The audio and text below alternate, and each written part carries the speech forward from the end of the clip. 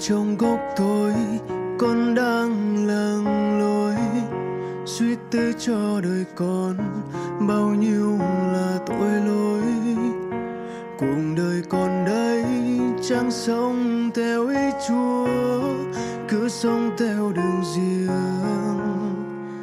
cho con. Cầu xin Thánh Linh Ngài cho con đứng tin. Nguyện cầu xin Chúa bên lòng con mỗi ngày. Nguyện cầu Chúa dẫn dắt cho đường lối con về, tìm về nơi ánh sáng xóa đi mọi tội lỗi. Tình yêu Chúa cao lớn luôn chờ con quay về, về bên Chúa yêu thương. Nhân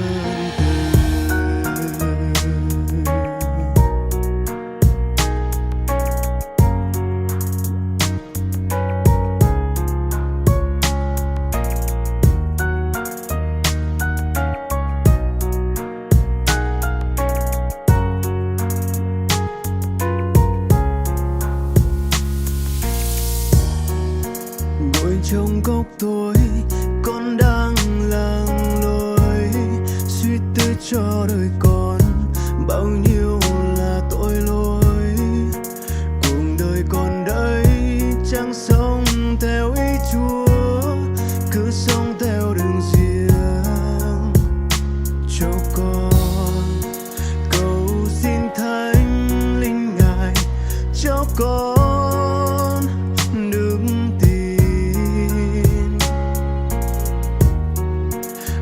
cầu xin Chúa bên lòng con mỗi ngày. Nguyện cầu Chúa dẫn dắt cho đường lối con về, tìm về nơi ánh sáng xóa đi mọi tội lỗi. Tình yêu Chúa cao lớn luôn chờ con quay về, về bên Chúa.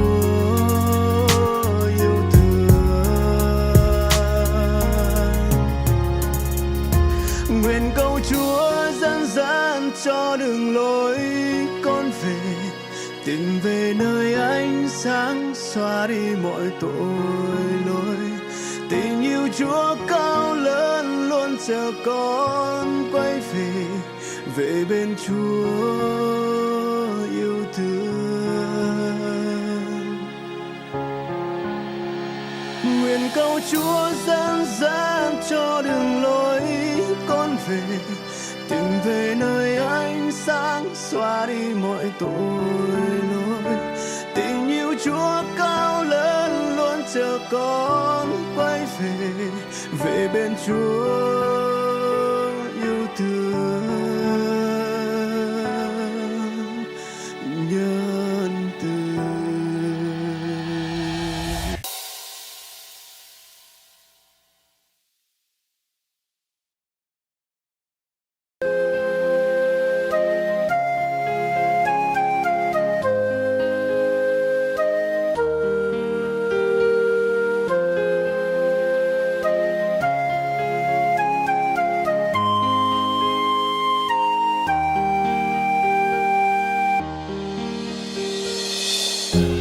Bước đi trong tội lỗi, con chẳng nhận ra là mình sai, chạy theo những thú vui xa hoa mê hoặc con.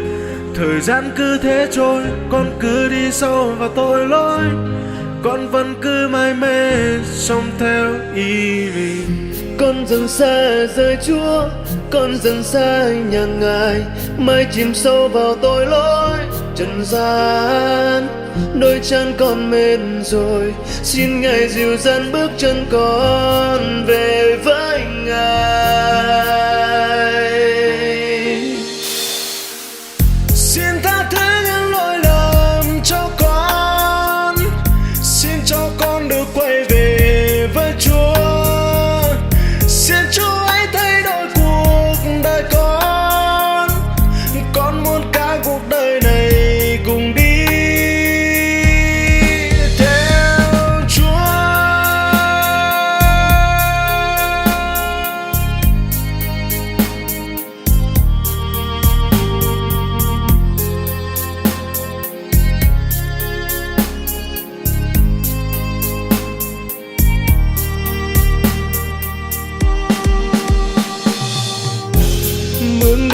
tội lỗi, con chẳng nhận ra là mình sai. Chạy theo những thú vui xa hoa mê hoặc con. Thời gian cứ thế trôi, con cứ đi sâu vào tội lỗi.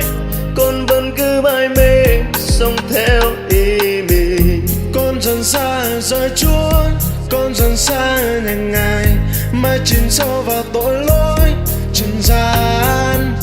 Đôi chân con mệt rồi, xin Ngài dìu dắt bước chân con về với Ngài.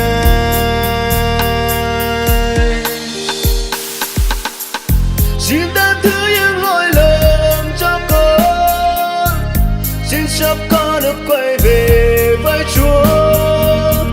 Xin Chúa hãy thay đổi cuộc đời con muốn cả cuộc đời này cùng đi. Xin tha thứ những lỗi lầm cho con, xin cho con được quay về với Chúa. Xin Chúa hãy thay đổi cuộc đời con muốn cả cuộc đời này cùng đi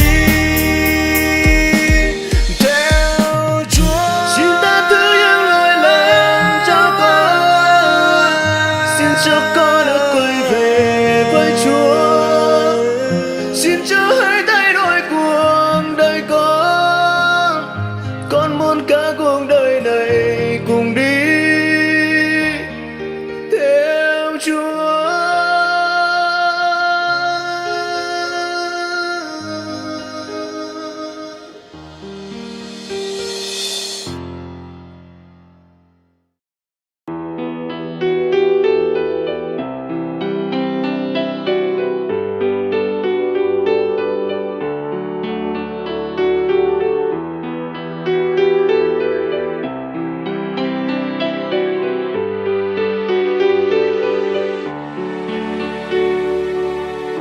trần gian tăm tối, xin đưa con trở về.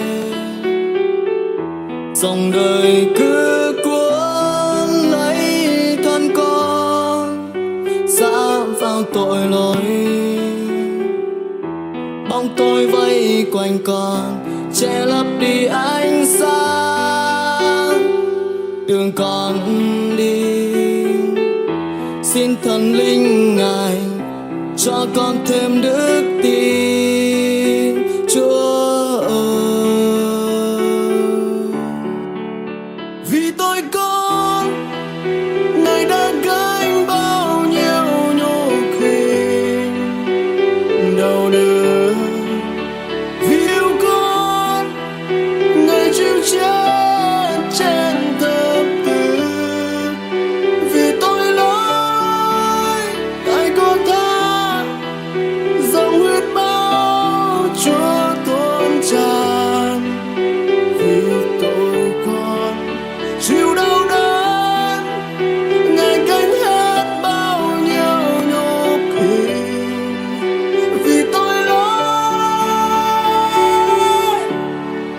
của con.